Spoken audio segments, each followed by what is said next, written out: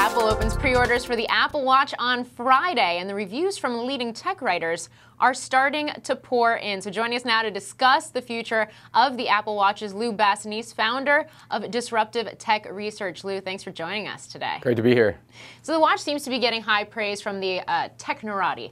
So here's an example. A New York Times reviewer writes, quote, "It took 3 days, 3 long, often confusing and frustrating days for me to fall for the Apple Watch. But once I fell hard." So if the review hype really rings true, I mean, do you think Apple has another smash hit on its hands? I do have really high expectations for this. I mean, this is the moment of truth for Apple. I mean, there's been a lot of debate and speculation whether this is going to be a flop or not. And now we get to find out.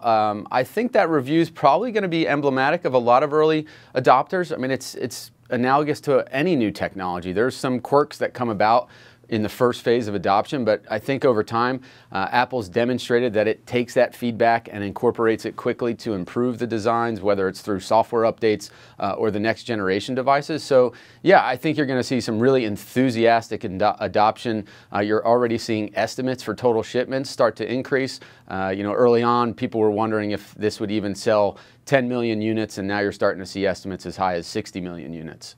That's a big jump. So I guess digging into that a little bit further, I mean, do consumers need to be sold on the Apple Watch as an essential item, or can its luxury status be enough to really appeal to the masses then?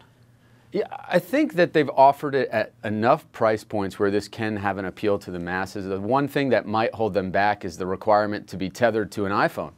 So I think in future generations, and this is really a function of battery life, I think, as Apple can improve the battery life of the watch and increase the processing power and the number of apps it can handle, they can probably get rid of that tether. And I think that's going to really open the floodgates for them to have it adopted by the masses. But right now you're going to have the loyal Apple fans adopting it and spreading the gospel of the Apple Watch, and that should do the trick in the early days. Will you be an early adopter? I will, yeah. It's already on the wish list for Father's Day, so hopefully my family's listening. Well, you'll have to come back and tell us all about it if and when you get yourself one of those Apple Watches. Lou Bassanese, absolutely. Thanks for joining us. Thank you for watching. I'm Morgan Brennan. Have a great day. Hey YouTube fans, I'm Landon Dowdy from CNBC. Thank you so much for checking out our channel. You can subscribe by clicking right here to check out the latest Mad Money CEO interviews, market news, financial advice, and product unboxing. Enjoy!